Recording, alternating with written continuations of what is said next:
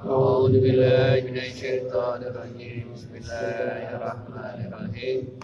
الحمد لله رب العالمين الرحمن الرحيم مالك يوم الدين إياك نعبد وإياك نستعين اهدنا الصراط المستقيم صراط الذين أنعمت عليهم غير المغضوب عليهم ولا الضالين. الحمد لله رب العالمين وبه نستعين على أمور الدنيا والدين والصلاة والسلام على سيدنا محمد وعلى آله وصحبه أجمعين أما بعد فقد قال الله تعالى في القرآن أعوذ بالله من الشيطان الرجيم يرفع الله الذين آمنوا منكم والذين أوتوا العلم درجات صدق الله العظيم. Yang sama-sama kami muliakan segenap pengurus dan jamaah Masjid Jami'ah Al-Mukarramin, khusus akhirnya Ustaz Haji Tony Wahidin SE dan seluruh keluarga besar maupun Bapak Haji Romi dan semuanya pengurus jamaah. Terima kasih kami ucapkan telah diterima untuk mengaji kuliah subuh sini. Mudah-mudahan pengurus Ustaz dan jamaah Masjid Al-Mukarramin selalu diberikan keberkahan kesehatan Allah Subhanahu wa taala. Yang kami hormati pembina kuliah subuh Bapak Haji Muhammad Ali, Bapak Haji Tabroli, dan yang menghormati ketua kuliah subuh Bapak Ustaz Haji Abdul Mulia MPD, Bendahara Bapak Muhammad Ali, Bapak Haji Muhammad Ali, dan sekretaris Bapak Ustaz Haji Ahmad Yunus SPDI. Yang kami hormati seluruh dewan guru yang mulia Bapak Haji Ustaz Haji Biasa, Bapak Haji Dr. Anas Majelis SMA, Bapak Haji Mahmudin, Bapak Haji Taufik MPD, Bapak Haji Salahuddin Alayubi, Bapak Ustaz Ibrahim Zainuddin SSC, Bapak Ustaz Haji Ali Ahida, Bapak Ustaz Adi Nasib, Bapak Ustaz Taufikur Rahman SSC, Bapak Ustaz Zakasi, Bapak Ustaz Haji Hasan, Bapak Haji Said, Bapak Haji Hasib, yang kami hormati juga tim Hadroh, Bapak Ustaz Syarif, Bapak Ustaz Taubat, Ustaz Zulkarnain, dan yang kami muliakan seluruh ketua masjid dan mushola serta jamaah yang dimuliakan oleh Allah Subhanahu wa taala. Disyukur kehadirat Allah Subhanahu wa taala. Salam kepada Rasulullah sallallahu alaihi wasallam. Bapak yang kami muliakan, pembahasan pada pagi hari ini masih tentang zakat. Untuk hari ini adalah pembahasan tentang para mustahik atau orang-orang yang dapat menerima zakat. Di sini ada 8 golongan yang bagaimana kita ketahui di dalam Al-Quran. Untuk 8 golongan ini ada 6 halaman 6 halaman kitab, baca aja ya ke 8 kali. Tapi saya udah ringkas nih biar cepat. Bismillahirrahmanirrahim. Qala faslun. Wa tudfa'u zakatu ila al-asnaf al-thamaniyah alladhina dzakarahumullahu ta'ala fi kitabihi biqawlihi subhanahu a'udzu billahi minan nari wa min syarril kuffari wa min ghadabil jabbari 'izzati lillahi wa lirrasulihi wa lil mu'minin. Innamas shadaqatu lil fuqara'i wal masakin wal 'amilina 'alaiha wal mu'allafati qulubuhum wa fir riqab wal gharimina wa fi sabilillahi wa fis sabil aw ila man yujadu. Syekh Abdul Sijak berkata, zakat hendaklah diberikan kepada 8 golongan sebagaimana yang telah difirmankan oleh Allah Subhanahu wa taala dalam kitabnya Al-Qur'an. Sesungguhnya zakat itu hanyalah untuk orang-orang fakir, orang miskin, amil zakat, para petugas pengumpul zakat yang dilunakkan hatinya, yaitu mu'alaf, orang-orang yang perlu ditundukkan hatinya agar lebih kokoh Islamnya, dan untuk orang yang hamba sahaya, untuk gharib, membebaskan orang yang berhutang, untuk jalan Allah, orang yang berada di jalan Allah, dan untuk orang yang sedang dalam perjalanan atau musafir. Hadirin yang mulia, yang pertama zakat itu untuk lil fuqara, yaitu golongan orang-orang yang fakir. Itu orang yang tidak mempunyai harta dan pekerjaan sama sekali, atau dia mempunyai harta dan pekerjaan, akan tetapi harta dan penghasilannya itu tidak mencukupi, jauh dari kebutuhan yang standar ya, bukan kebutuhan yang lux. Jadi misalnya dia kebutuhannya 100.000 untuk makan, untuk sekolah anaknya sehari, tapi dia cuma punya 20.000 misalnya, itu masuk golongan fakir, itu dapat zakat. Jadi kepada pengurus zakat, memang dia itu kalau masih dalam keadaan seperti itu, ya dikasih zakatnya. Jadi bukan hanya bulan Ramadan saja, kan kita ini bubur-buburan di bulan Ramadan gitu. Sepanjang tahun mereka itu mustahil kalau memang masih dalam keadaan sedemikian. Kasihan, apalagi yang mungkin yang biasa. Kalau cuma bulan Ramadan saja, SPP bulan lain-lainnya anaknya itu kasihan gitu. Ya walaupun mungkin ada tunjangan yang lain seperti itu, tapi kadang-kadang begitu. Ya walaupun nggak semuanya sih yang menunggak SPP itu yang orang nggak mampu. Kadang-kadang saya juga tahu gitu, ada orang yang lupa pak gitu. Tapi ini yang keadaan orang yang fakir, yang memang dia punya kerjaan tapi dia nggak cukup, kasihan gitu. Kalau misalnya cuma buat bulan Ramadan aja yang dikasihnya.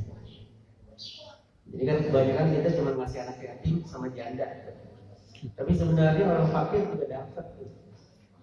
Seringan kita cuma ngasih anak yatim, janda, kasihan. Dan seumpamanya orang itu mampu bekerja, akan tetapi sibuk untuk menuntut ilmu agama, atau seandainya ia bekerja akan terputus belajarnya, maka halal dia menerima zakat. Jadi ada orang-orang yang memang sibuk untuk menuntut ilmu agama, ya kayak santri itu ya. Kalau dia bekerja kan dia ketinggalan belajarnya, putus. Nah, itu juga kalau bisa ada perhatian juga nih buat santri-santri kita nih. Kalau dia mengurus zakat, kadang-kadang orang tuanya juga gak enak, kasihan.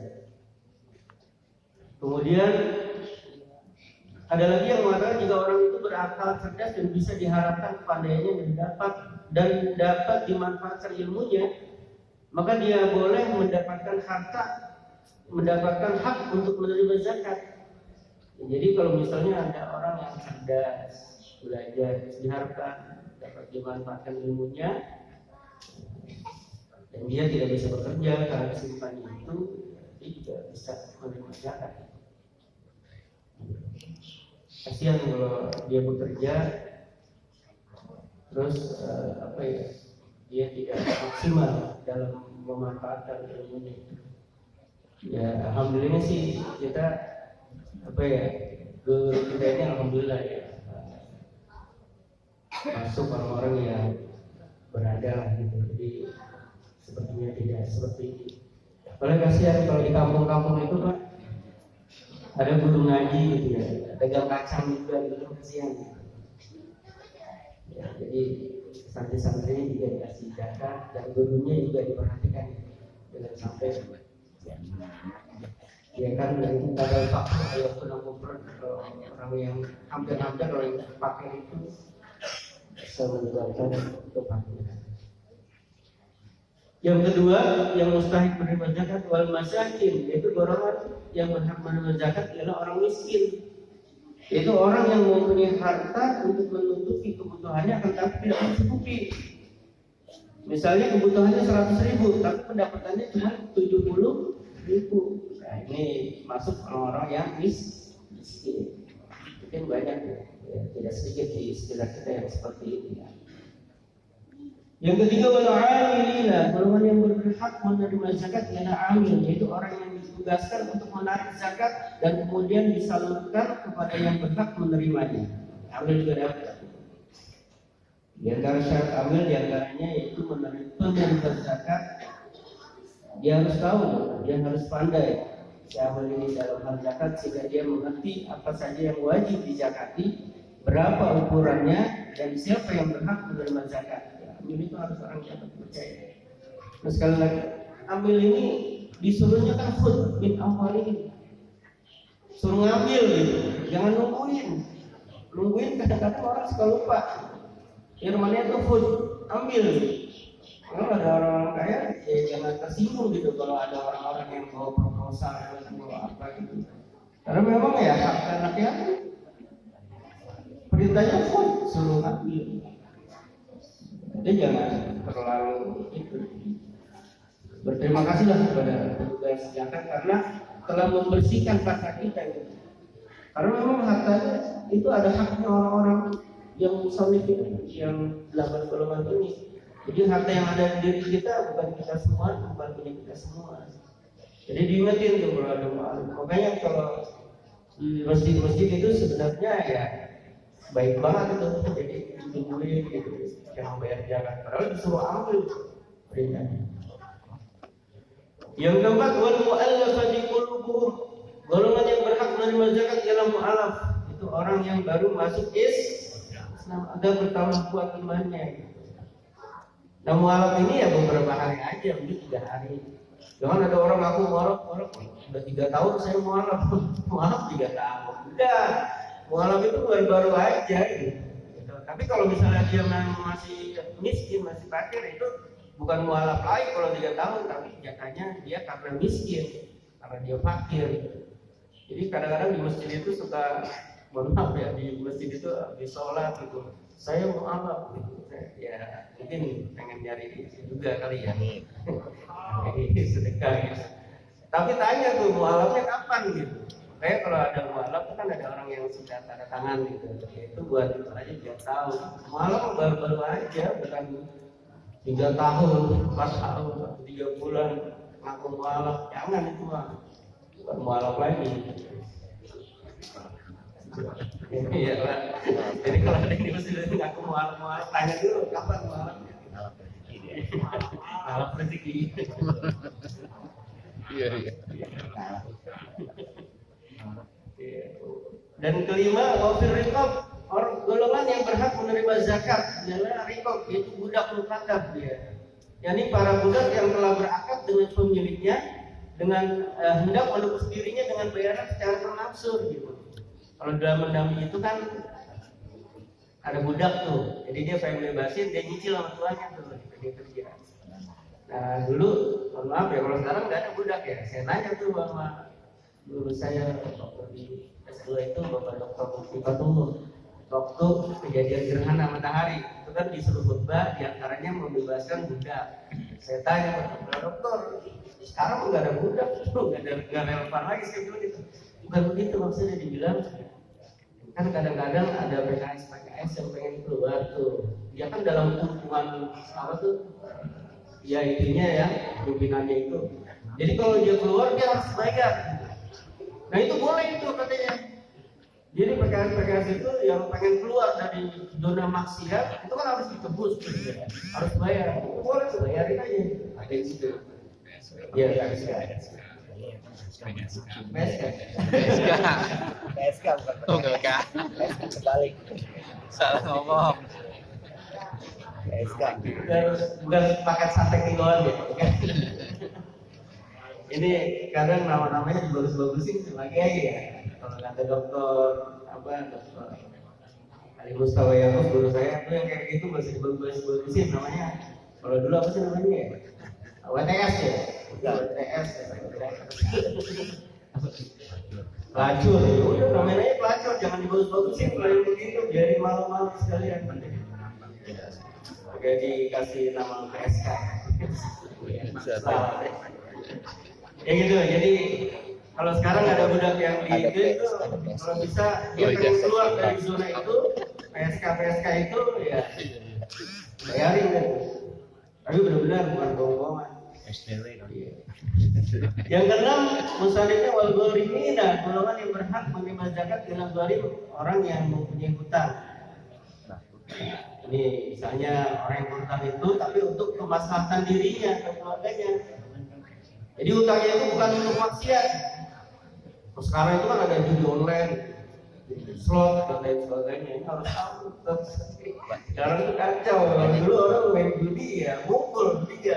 Sekarang di Online. Orang bisa main judi. Online. Online kan? Nah itu kebanyakan yang mohon maaf ya, yang bunuh-bunuh tidak, yang salah-salahnya pasti kejebak itu. Bunuh diri mana? Bunuh diri dan lain sebagainya.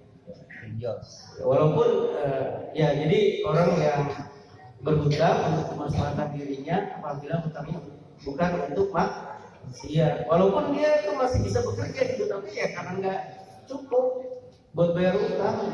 Iya. Kemudian orang yang berhutang karena mendamaikan orang yang berselisih seperti membayarkan diat. Jangan dulu ada diat tebusan orang yang membunuh tapi nggak jelas gimana, ya udah dibayarin, diutangin sama seseorang dan dia boleh menerima zakat. Yang ketujuh, wa fi sabilillah, golongan yang berhak menerima zakat adalah fi sabilillah, orang-orang yang berperang namun tidak mendapatkan harta bagian khair atau bagian harta rampasan perang. Ini ada ya. Zaman Nabi itu ada orang yang ikut perang tapi tidak dapat harta rampasan perang. Nanti mungkin tulisan oleh Bapak di Muhammadiyah lebih luas. Yang kedelapan, saya dari kitab ini saja. Wa bis sabil, golongan yang berhak menerima zakat ialah ibu sabil atau musafir, orang yang dalam perjalanan bukan karena maksiat. Itu dapat tuh. Misalnya hari ini di Senayan, hari ini apa? Di Senayan tidak muslim. Ketinggalan bis pulang nggak punya duit, kasih tuh. Ya. Tapi jangan dibuat-buat gitu ya. Jadi bukan karena maksiat dan lain-lain. Kadang-kadang, mohon maaf ya, saya itu kan suka jadi imam tuh di masjid. Kalau Masjid Nurul Huda itu kan pinggir jalan tuh. Ada aja ya. Ya itu ada aja gitu. Yang kalau kita habis sholat, samperin saya gitu. Pak, saya dari Lakas gitu, saya dari ini. Udah di situ ada ATM, kasih gitu. Ya kalau lagi saya bawa, kalau lagi enggak ya udah saya makan. Jadi itu bahkan sampai ada yang nyamperin ke rumah saya itu, habis pulang Jumat, ngikutin ke rumah saya. Dia tuh banyak kontrakan kali jadi gak jadi. Ya ini saja yang dapat kami sampaikan. Kurang lebihnya mohon maaf. Assalamualaikum warahmatullahi wabarakatuh.